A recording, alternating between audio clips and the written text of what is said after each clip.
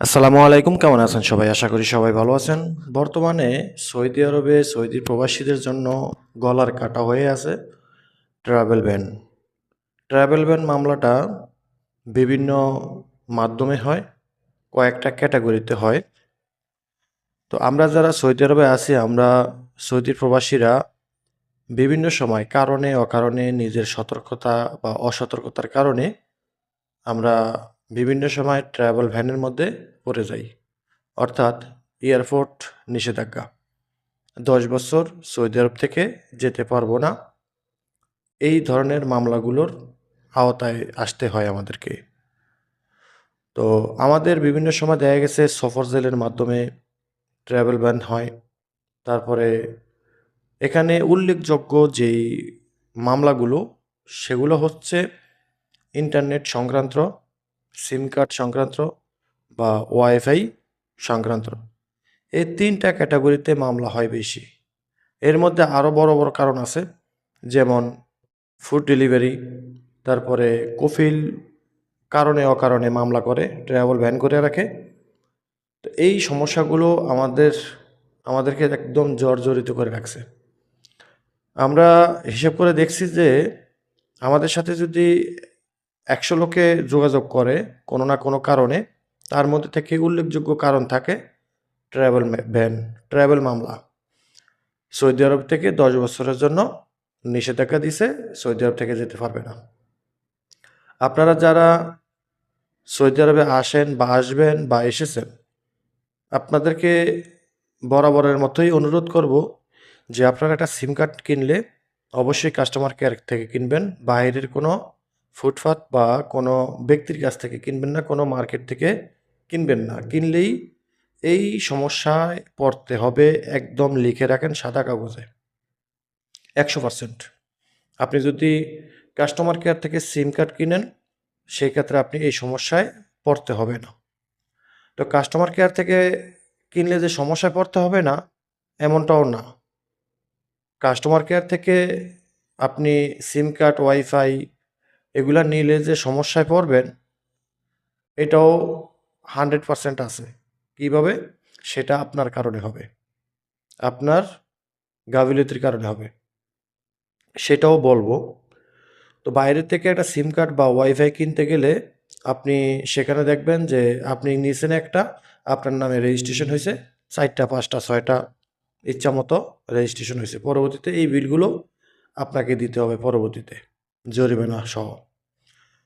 এরপরে আছে যারা ফুড ডেলিভারি কাজে আসেন, তারাও কিন্তু এই সমস্যার সম্মুখীন হতে হয়, একদম 100%। সৌদি আরবে যারা ফুড ডেলিভারি কাজে আসেন, আসার পর কোম্পানি মালিকপক্ষ থেকে আপনার কাছ থেকে একটা সাদা কাগজে সাইন নেয়, টিপসই নেয়। সেটা নিয়ে আপনার কাছে তাদের কাছে রেখে দেয়। আপনি যদি ঠিকঠাক মতো ডিউটি না করেন, কোম্পানি থেকে পালিয়ে যান, ওই সাদা কাগজের মধ্যে যেখানে আপনি টিপসই বা সাইন দিয়ে রাখছেন, সেটার মধ্যে তারা ১০,০০০, ২০,০০০, ১৫,০০০ রিয়ালের একটা বন্ড তৈরি করে, স্ট্যাম্প তৈরি করে, নিজের মন মতো লিখে। তারপরে এটা কোর্টে সাবমিট করে, কোর্ট থেকে আপনাকে ১০ বছরের ট্রাভেল রেস্ট্রিকশন দিয়ে দেয়। আপনি এই টাকা পরিশোধ না করতে আপনি সৌদি আরব ত্যাগ করতে পারবেন না। এটা হলো ফুড ডেলিভারি কাজে। আবার অনেক সময় কফিল আপনার নামে মিথ্যা মামলাও দেয়। কফিল আপনার নামে মিথ্যা মামলা দেয়। আপনি কফিলের কাছ থেকে কোনো টাকা পয়সা কিছু নেন নাই, কিন্তু কফিল আপনার কাছ থেকে কৌশলে একটা ওটিপি কোড নেয়। মোবাইলের মেসেজে আসা একটা ওটিপি কোড, সেটা আপনাকে বিভিন্ন মানে ভুলভাল বুঝিয়ে আপনার কাছ থেকে ওটিপি কোডটা নেয়। পরবর্তীতে তারা কফিল আপনার নামে ১০,০০০, ১৫,০০০, ২০,০০০ রিয়ালের একটা বন্ড তৈরি করে। তো এই যে এগুলা তৈরি করে, এগুলো কি সাথে, সাথে কার্যকর হয়? না, এগুলো সাথে, সাথে কার্যকর হয় না। যদি কার্যকর না করে সাথে, সাথে। দেখা গেছে আপনি কফিলের সাথে কাজ করেন, ভালো সম্পর্ক আছে, তবে মাঝেমধ্যে একটু মন মালিন্য হয়। তো সেটা কফিল বুঝতে পারে যে যেকোনো সময় আপনি ভেগে যেতে পারেন, পালিয়ে যেতে পারেন বা আপনি কিছু একটা করতে পারেন। তখন এই বন্ড করে রাখে। যখন আপনি পালিয়ে যাবেন তখন এই বন্ডটা তারা কাজে লাগায়। করে সাবমিট করিয়ে দেয়। এর আগে কিন্তু এটা অনলাইনে থাকে। এতে কোনো সমস্যা হয় না। যখন আপনি পালিয়ে যাবেন তখনই আপনার বিরুদ্ধে এই কাজটা করে। তো এই ধরনের সমস্যাগুলো আমাদের প্রবাসীদের হয়। তাই আপনাদেরকে বলবো, আপনারা সৌদি আরবে ফুড ডেলিভারি কাজে আসার আগে একটু ভেবেচিন্তে আসবেন। আপনি ফুড ডেলিভারি কাজ করতে পারবেন কি না? কষ্ট এগুলো কষ্টের কাজ, দৌড়াদৌড়ি করতে হয়, রিস্কের কাজ। এই কাজগুলো আপনি করতে পারবেন কি না? আসার পর আপনার কাছ থেকে সাদা কাগজে একটা সাইন নিবে 100%। এই এই বিষয়টা মাথায় রাখবেন। বাইরে থেকে সিম কার্ড কেনার আগে এই বিষয়টা মাথায় রাখবেন। বাইরে থেকে সিম কার্ড কেনা যাবে না। কোনো ফুটপাত থেকে সিম কার্ড কেনা যাবে না। একমাত্র কাস্টমার কেয়ার থেকে ছাড়া। এরপরে আপনি কফিলের সাথে সুসম্পর্ক করে রাখবেন, কিন্তু কখনো কফিলের ওটিপি কোড দিবেন না। কফিলের ওটিপি কোড দেওয়ার আগে আপনাকে অবশ্যই বুঝতে হবে যে আপনার ওটিপি কোডটা মোবাইলে মেসেজের মধ্যে কেন এসেছে, কোথায় থেকে এসেছে। গোসি থেকে এসেছে, নাকি নাফার থেকে এসেছে, নাকি নাফির থেকে এসেছে, নাকি আবশির থেকে এসেছে। কি কেন এসেছে, কি কারণে এসেছে, এগুলা বুঝে শুনে তারপরে ওটিপি কোড দিবেন। ধরেই ওটিপি কোড দিবেন না। দেখা গেছে আপনি কফিলের সাথে কাজকাম করতে আছেন, কোনো সমস্যা নেই।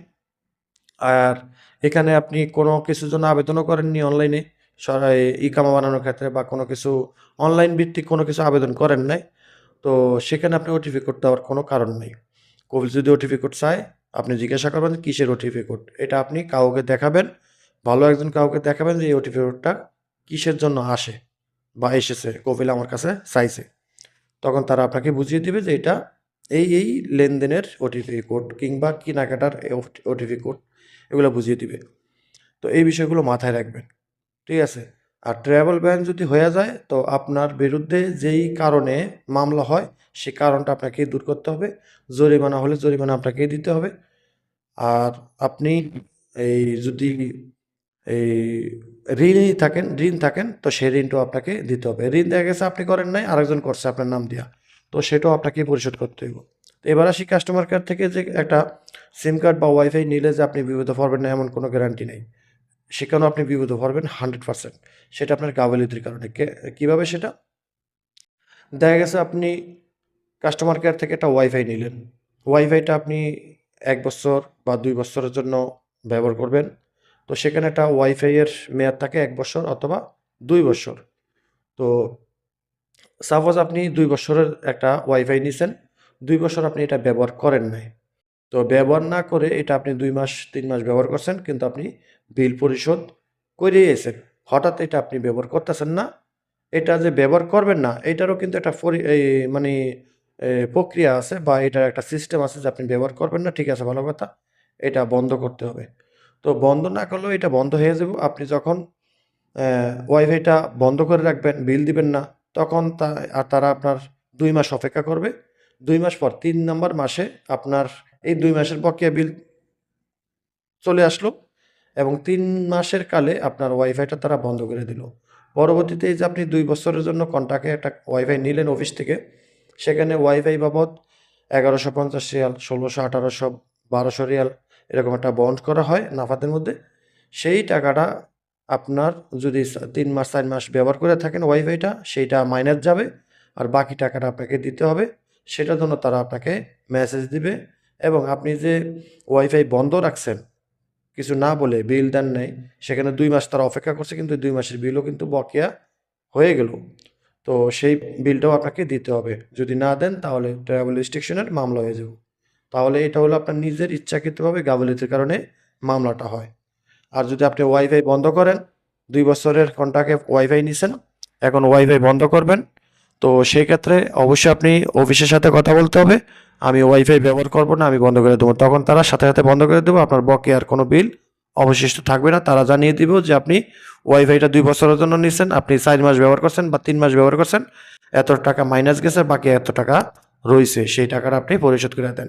তখন যদি আপনি তাদেরকে বলেন ঠিক আছে আমি পরিশোধ করবো, আস্তে আস্তে করবো, ১০০, ২০০, ৫০০, ৫০ যা পারেন আপনি প্রতি মাসে মাসে পরিশোধ করে দিবেন, তাহলে আপনার আর কোনো সমস্যা হবে না। আশা করি বুঝতে পারছেন। এই সমস্যার সম্মুখীন হতে না চাইলে অবশ্যই আমি যে কথাগুলো বলছি এই কথাগুলো মেনে চলবেন। সবাই ভালো থাকবেন, ভিডিওটা শেয়ার করে দিবেন, চ্যানেলটি সাবস্ক্রাইব করে পাশে থাকা বেল আইকনটা অন করে রাখবেন। আল্লাহ হাফিজ।